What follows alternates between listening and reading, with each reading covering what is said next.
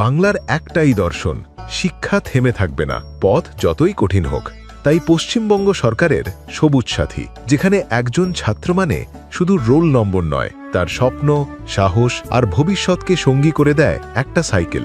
Class 9 থেকে 12 লক্ষ লক্ষ ছাত্রছাত্রী পেয়েছে সাইকেল।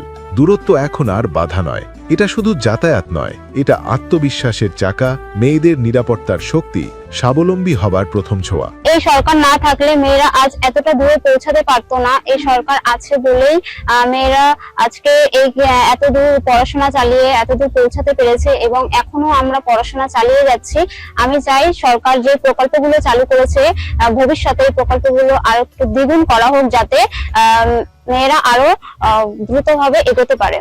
ধন্যবাদ জানাই আমি মা মাটি মানুষ সরকারকে, মমতা ব্যানার্জিকে এইভাবে মেয়েদের পাশে দাঁড়িয়ে মেয়েদের কথা ভাবনা চিন্তা করার জন্য অসংখ্য ধন্যবাদ। এই হলো সবুজ সাথীর জাদু, ছাত্রদের নিজের ভবিষ্যতের রাস্তাটা নিজেরাই তৈরি করতে সাহস দেওয়া।